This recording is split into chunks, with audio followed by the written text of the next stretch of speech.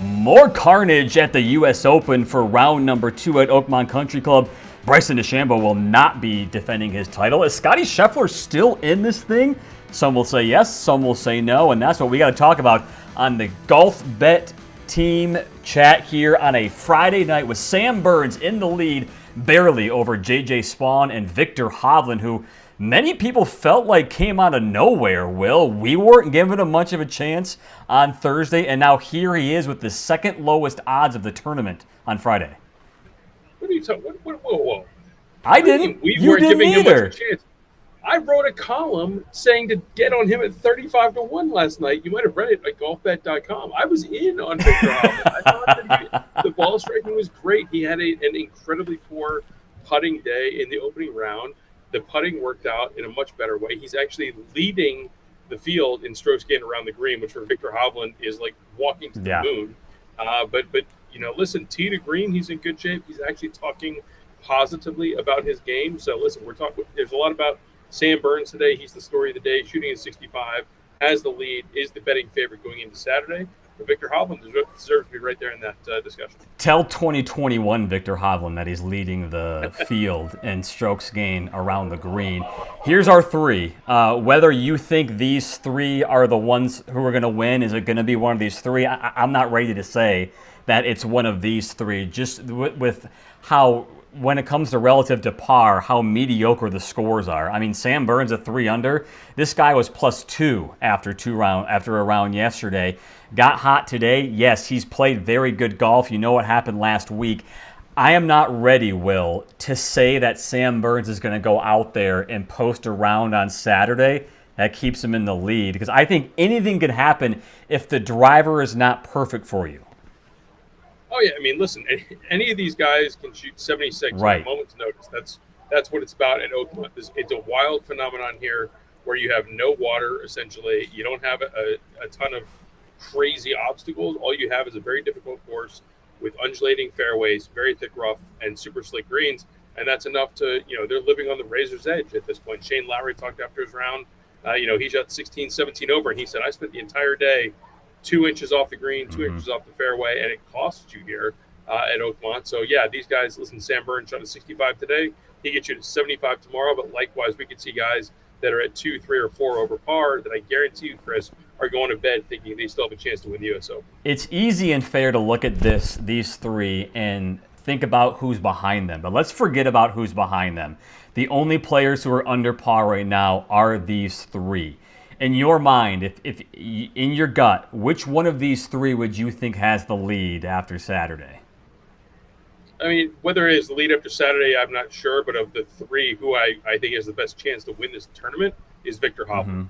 Sam Burns has 5 wins to his credit on the PGA Tour, but has not won in over 2 years. We saw J.J. Spaun go toe-to-toe with Rory at the Players, but Viktor Hovland has been in the arena a few more times and has climbed a few different mountains than both of those guys. And listen, Viktor Hovland is a little bit kind of like an agent of chaos at this point. You don't really know what to expect out of him. You're not really sure how he's going to evaluate his own game. But, man, when it is all clicking, I think he has the highest ceiling of any of these three guys, and I think that it's definitely a high enough ceiling to potentially win a major title. Yeah, I mean, the raw talent is there, and sometimes he makes it seem effortless. I would agree. If I think anybody on this list is going to win, it's going to be Viktor Hovland. With Spaun, to me, it just feels like you're waiting for that moment when it gets too big for him. It didn't happen today for the most part. He spent most of the day in the lead, but then starts to drop off. I, for one, and tell me if you feel differently, think at some point, it may not be tomorrow, at some point J.J. Spaun's going to see this and fall back to the pack just because of the player that he has been and the inexperience of what he's doing right now. Potentially. I will be interested to see how much he learned from that experience at TPC Sawgrass, right? Going, toe-to-toe in a playoff on a Monday morning with Rory McIlroy, having a putt to win that tournament in the darkness on the 72nd hole. Those are the sort of building blocks and stepping stones that can lead to bigger things. He was very open about, this is basically a career resurgence for him. In his mid-30s, he's lost a lot of weight. He's gotten in better shape. He's got a couple kids, focusing on dad life. So it's a bit of a renaissance for J.J. Spaun, and he's having a great year, even though he hasn't won, headlined by that runner-up finish at TPC Sawgrass. So I do think that I'd feel more comfortable about him knowing what he went through in March than if he was just coming in cold off the bench and we hadn't been talking about him all year. But that being said, if you're asking me who is more likely to win this tournament, I'm going to take Hovland, then I'm going to take Burns, then I'm going to say JJ Spaun. Here's what I love about this tournament right now. We're talking about the so-called favorites, and they're 3 under, they're 2 under, and they're 1 under. Look at their odds, okay? And now look at the odds of the next guys on the board. Ben Griffin and Adam Scott are both even par. They're 1 shot back of Viktor Hovland, and look at their odds compared to the other 3 leaders. Brooks Koepka's 2 over par. Jon Rahm's a little farther back. He's the sleeping giant we talked about. That's why his number is so low. Is there a guy on this list that you think these favorites should be worried about? Because all 4 of them have a great number if you want to bet on them. For sure. Now, we have also skipped over a certain world number 1 who's kind of sandwiched in between. I know. I'm just saying, we're not going straight to Ben Griffin.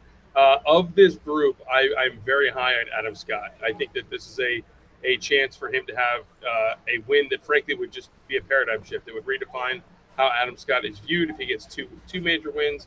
And in addition to being world number 1, in addition to winning the Players, listen, he's 2nd strokes gained off the tee, 7th strokes gained approach. We know the issues that he sometimes has on the greens, but this is a course and a tournament where you need ball strikers and elite ball strikers at that. Adam Scott fits the bill. He has the patience to handle the ups and downs of a U.S. Open and the temperament to handle Oakmont and tee to green. He's in a really good spot right now, heading into the weekend, just 3 shots off the lead. You know what to expect. You know what you're getting with Adam Scott, I should say. When you're halfway through a tournament, you've seen what he's done for 36 holes. I, for one, would expect that to relatively stay the same. I know weather and conditions could be different over the weekend. I think what we're getting is what we're seeing with Adam Scott. That's awesome. With Koepka and Rahm, Koepka, concerns about the driver. It wasn't great like it was yesterday. And Jon Rahm, you saw the frustration in him that we've seen the last couple of years where things go wrong and it starts to snowball and bogey after bogey, and he gets off the lead for a while and he's not really on track anymore. I don't see either of those guys in the mix. You agree?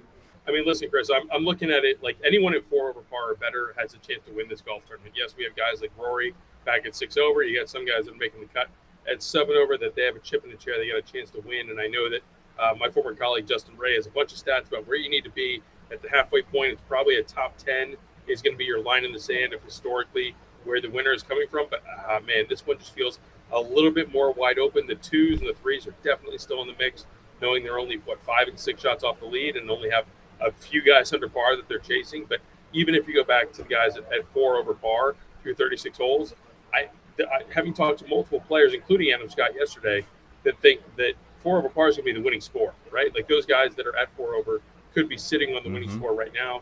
You go 68, 72, 72, 68, whatever, and you're right back where you need to be, and you get a chance going down the stretch on Sunday. I'm really glad you bring up the outliers and those stats that we see, that everybody loves talking about those numbers. You got to be X, Y, Z, or you're not winning. There's always outliers. We see it every once in a while. That's why you can never confirm it's going to happen. I think that kind of outlier right now is a guy like Ben Griffin, somebody who's never won a major, who clearly is hot right now knows how to win on the PGA Tour. How many times have we seen major champions get their first major? It felt like it was out of nowhere, and they make a name for themselves because of what they were able to do, and they believe they can do it. Ben Griffin could have folded today. He had chances to fold, and now he's still there, a couple shots off the lead. I'm not ready to give up on him at all. No, I'm not giving up on him. I just think I would rather have Adam Scott at plus 1,600 than Ben Griffin at plus 1,100, knowing the test that comes through on the weekend and what it takes to win a U.S. Open. You're right. Listen, Ben Griffin outside of Scottie Scheffler is the hot hand on the PGA Tour. I think we need to start talking about Ben Griffin, Ryder Cup participant at Bethpage in September, given how well he's been playing through the summer. So it wouldn't be a total shock given what he's done over the last couple months, but I'll still take a little bit of a better price on a guy that has been in this arena a time or two before, and I'll take Adam Scott. Very fair to say. Okay, now we can talk about the guy we've been waiting for. Scottie Scheffler continues to have these short odds. I'm putting him and Rory together because, again, they're relatively close on the leaderboard, a 2-shot difference now compared to 1 yesterday at 4 over and 6 over. But, again, Huge difference in odds. And if you're so inclined to bet on Scheffler, I mean, go for it. I for one, do not understand going for a top 5 at basically even money, minus money for a top 10, which he's not even at right now. I get that there can be a lot of different things that happen over the weekend. I'm steering clear from both of these guys. I got no business betting either of these guys for any market. Listen, I understand Scheffler's probably a little bit short. It's a little crazy for me to see Scotty Scheffler as the 4th shortest player on the board for the outright. But the thing is, especially when you get into top 5s and top 10 markets, he hasn't done anything wrong, right? You look at Rory, and he's had the blow-up holes, and he's gotten caught in the rough and in the bunker. Scotty hasn't really done that. He's missed a couple putts, he's missed a couple of shots here and there, but it hasn't been one where you're like, wow, this is a really rough 4 or 6 hole stretch for Scotty Scheffler. And so the more golf you play, especially on a demanding course like this, the more it's going to play into Scotty Scheffler's hands. What's the worst he's going to shoot tomorrow? 73, 74? Whereas I think he's got a really good chance of shooting something around or maybe under par, and that's really going to just shoot him up the leaderboard. So, if Scotty Scheffler plays even par or 1 over the rest of the way, he could win this golf tournament. He's certainly going to be cashing those top 5 or top 10 props. Rory has a much bigger mountain to climb. I know he birdied 18 to make the cut. He can give himself a little bit of a cushion. And so that was a step in the right direction, but he still seems way more of a high variance option than Scheffler, who is just kind of plodding along and doing a lot right, but not everything right. I will say, Chris, the one caution is we saw Scotty, the media center is right next to the driving range here at Oakmont, and we saw him grinding, absolutely grinding on a post-round range session, which is very unlike Scotty. He had swing coach Randy Smith out there. He had a TrackMan out, which usually he does not do. By our colleague Paul Hodawani pointed out that he's usually, one of those guys that plays by feel, isn't going to be looking at those flight numbers like he does with TrackMan. But he had the machine out today. He was hitting a lot of fairway woods, a lot of drivers, trying to find something. So the swing is not quite there. The results are hanging in there to give him a chance.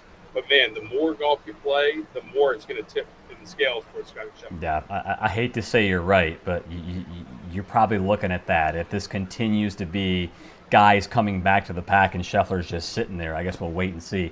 Before we go, I want to see if we can give the folks a chance to maybe make some money on a prop bet, specifically a top 5 market that I think is very interesting for these 3 players, just given the odds for Henley, Bradley, and Morikawa. Because I look at Henley, he was your pick for a prop this week. I believe it was top 10, right? Yep, top 10. So I watched Russell Henley today feel like he couldn't do anything right. And then all of a sudden he makes a handful of birdies coming in. And look where he sits on the leaderboard right now. And still 3-1 for a top 5. This guy continues to hit the green, continues to 2-putt, and continues to make his pars. If we're going to see everybody start to struggle all weekend, Henley for top 5, 3-1 sounds awesome to me. Yes. He was an absolute magician today. The driver disappeared on him. He's 137th in strokes gained off the tee, one of the worst off the tee in the entire field, and he still comes in at a 72, right? This is just a player that has the comportment and the mentality that really fits with a U.S. Open. This is a tournament where we said going in, he's finished T14 or better 3 of the last 4 years. He's right where he needs to be. I'm not looking at Russell Henley to potentially win this tournament, but, man, give me a top 5 or certainly a top 10. I think he's going to remain in the mix. He's a streaky putter, but it's working well on the green so far through 36 holes. I think that continues into the weekend, and I think the driver is going to improve and get closer to where he was in round 1 than what we saw him trying to endure in round 2. Keegan Bradley's been all over the place. Tons of bogeys, tons of birdie stretches. Colin Morikawa's Colin Morikawa. Either of those guys, would you say yes or no to the folks? Excuse me. I think Keegan is interesting because you enter the conversation of is he going to play his way onto his own Ryder Cup team at this point? Coming off a T8 finish at the PGA, I think it's a real conversation, especially if he remains in the mix. Morikawa has the ball striking, but you always have to wonder about the putts, and we saw him have a few really skittish holes today during round 2. So of the 3, I certainly like Henley. I would probably go in that order. Give me Henley, then Bradley, then Morikawa if we're looking at a top 5. All right, fun stuff. You guys stay dry on Saturday, and we'll be back tomorrow night for more bets for Sunday's final round. We will. It's going to be fun.